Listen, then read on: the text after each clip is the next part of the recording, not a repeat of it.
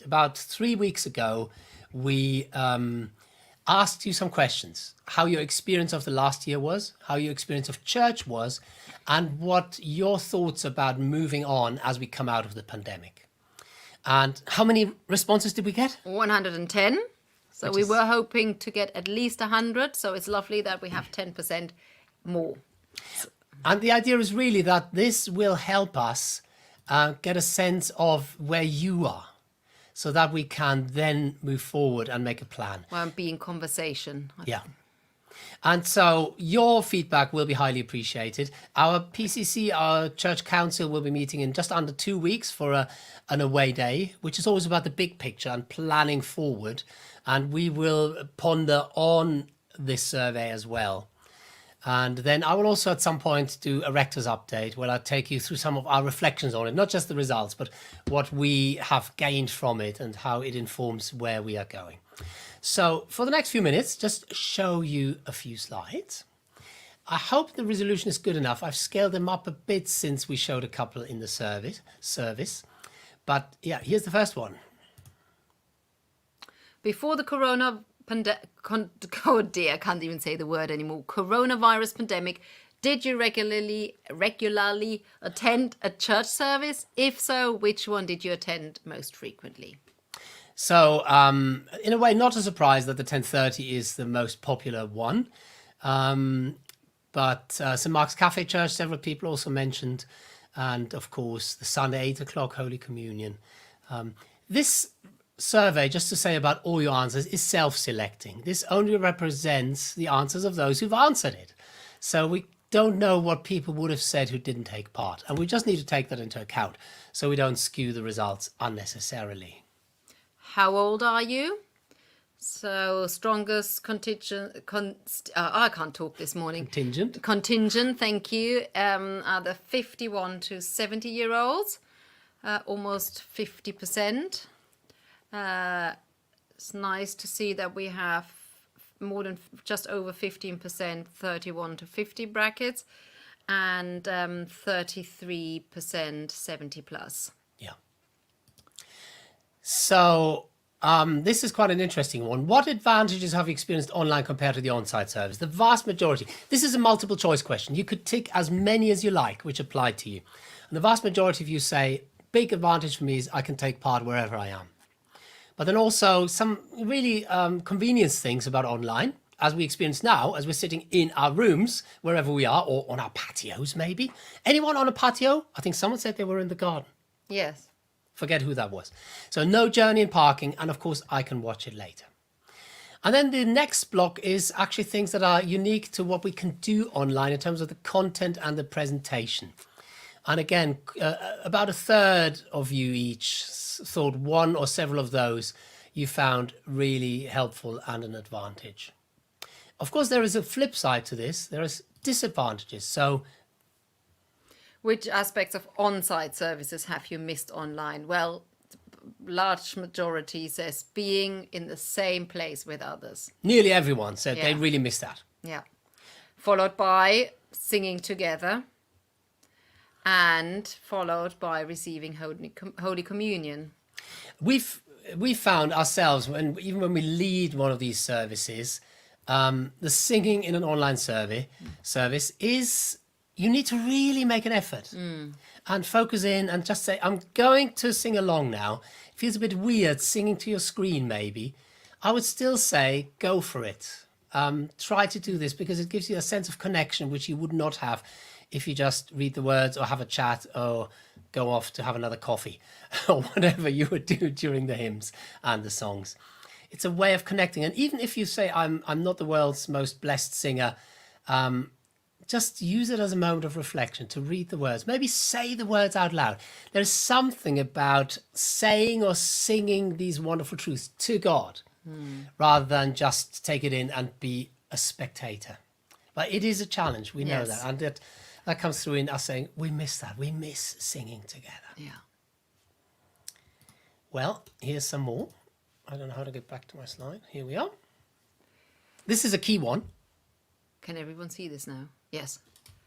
Should online service continue?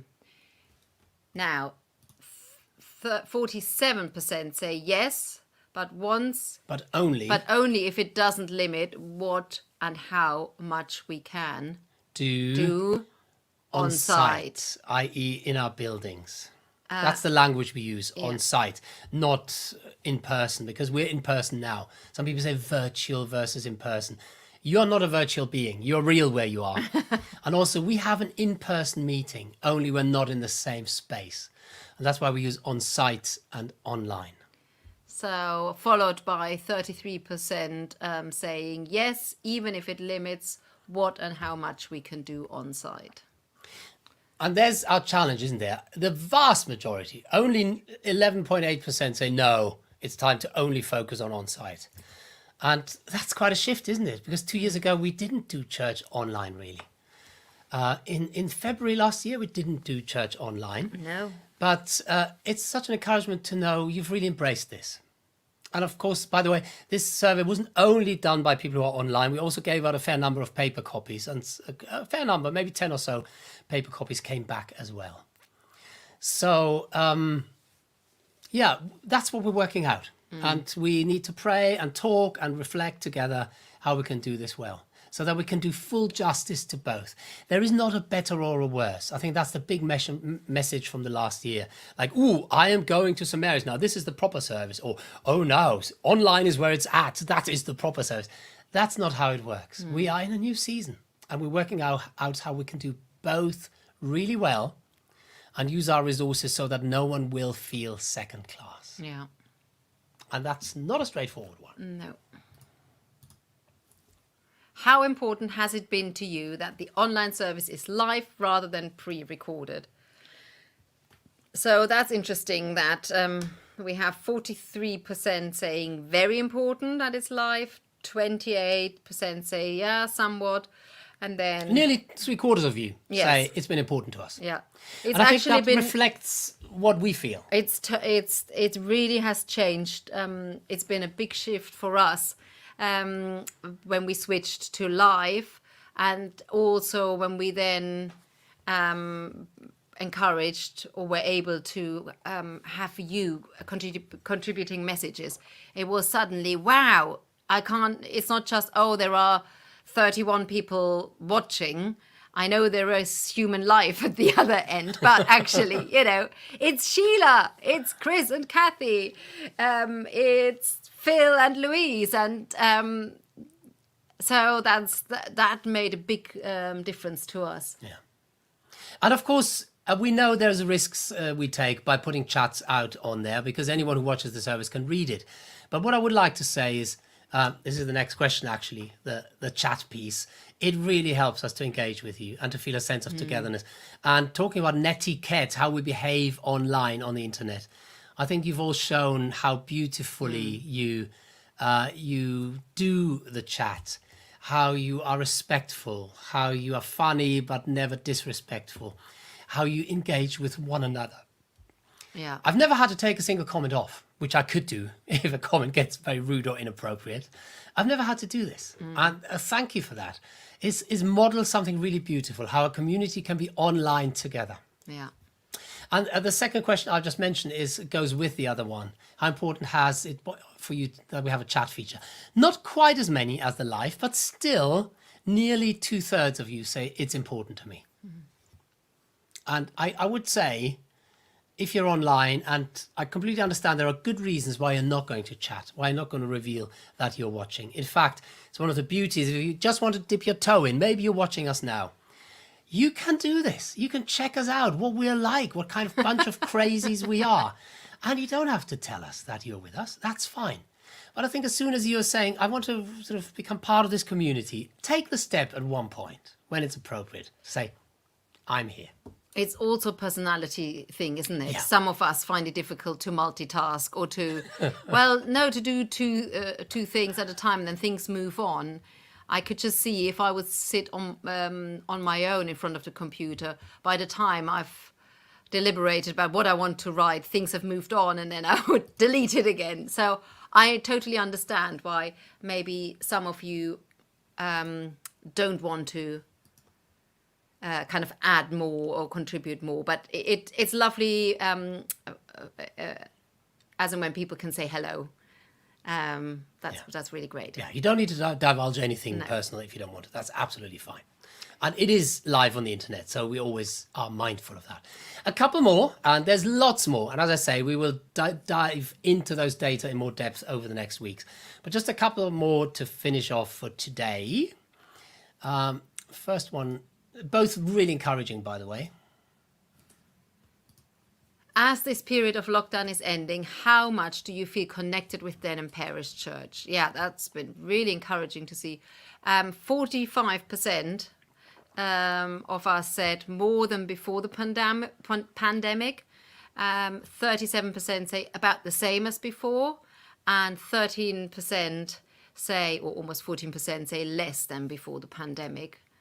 And actually, I'm glad about those figures because, as we know, it's self-selecting, but still, that it's the majority who feel connected or more connected. That's quite reassuring. Yeah. And what I would say is to those who say less than before, maybe they were largely the ones who returned a paper copy. I don't know. But if that's you, and if you feel we haven't done all we can to stay connected with you with phone calls, some of you may not know that we've sent out paper copies of the Sunday service through the post on a Wednesday, so people can have a service to read at home. We had a telephone service for a while, but that in the end was only really used by one or two people. But there is a Church of England phone line. And again, look at our blog for more details, where you can call for a hymn or for a prayer or a thought every day. But again, if you feel you're less connected with us than before, please reach out to us. Don't wait till we find out and reach out to you. Give us a call, send us a message, or if you're not online, a little letter. But just call us, because we want to be connected with you. And we know not everyone has all the technical facilities that those who are watching this now have. So if you know someone who is not watching this, you think they've lost touch a bit, then please encourage them to get in touch. And the very last one. And we have a comment. Yeah, we'll come to that. We'll come to Good. that. How has the COVID crisis affected your faith? And that's really interesting. I was surprised by that. That 47% of us said, 74 even. I do it again. It's a German English problem. 74% say positively. That it's actually helped us grow in faith. And just under 10% say negatively. Well, we thank God for that. But we take the 10% very seriously as well. There's a recovery phase for some of us. We've been challenged and beaten down by this last year, some of us, and we want to walk with you. And it's really interesting, just at work, someone mentioned that they bumped into someone from their church who is a medic, and that person involuntarily just gave... said, well, you know, what a lot of people don't realize is that a lot of us are walking around having PTSD, post-traumatic stress syndrome. Disorder. Yeah. PTSD. And we're not aware of it. And just put that, have that in mind as you are maybe dealing with people in your neighborhood, people in your family, and maybe they do respond out of character. Maybe yourself. Maybe sometimes you are surprised by strong emotions, which is not typical of you. Of anger, of grief, of being really sad and feeling quite low. Mood swings. Mood swings. This is part of the season we're going through. And it's not going to suddenly disappear when social distancing disappears, if it does. It might get worse. Yeah. Yeah. And bring that to God. Whatever you're going through, up and down swings, the healthy habit of worship says, I'm not going to stay with this on my own. I'm going to bring it to the God who loves me. I'm going to take my mask off and be who I am in God's presence. And there is no shame in getting help, Absolutely. Professional help. Well, we'll have some fun comments on coffee to finish off with, but thank you, Bryony, for this thought. We are looking at all the options, and I think this is definitely an option we should explore. So glad to get your vote for this. And our annual meeting 3 weeks ago or so was a bit of a test phase because we put a proper cable into church for good internet. And we're glad that the Zoom session worked quite well. We're looking at purchasing a simple but very effective camera for church, which can do this, which can do the live streaming, nearly at the push of a button, because that's the other side of things. If we have a massive, difficult technical setup, A, it costs a lot of money. B, if we don't have the operators who can do it well, it's a shambles for the viewers. So if you're someone who likes technology and would like to help stream live from church, please let us know. Because once we've got this streaming camera, we need to put need some a team, training yeah. sessions together and have a team. It can't just be one person who knows how this thing works, because it will fall down. And the other question then is, how can we make those who watch it online feel they're not spectators but participators? And that's harder when you don't do it like we do it now, chatting to you, but you feel you're looking in from the outside into a church service. Any thoughts you have for that? Again, please send them to us. Yes. Julie, I am totally like your comment. Bryony, Yes. we could maybe use a stage manager for live streamed services. And I think Julie's thinking, Bryony, do you want to volunteer for that? and Bryony thinks, oh, I come to church and I want to do work. But this is the season where new talent needs to come out of the woodwork, because we've never done this before. So, and we've got a yes. Yay! We've got our first stage manager. Praise the Lord. That is fantastic. And many of you have these kinds of talents. So please don't put your light under a bushel.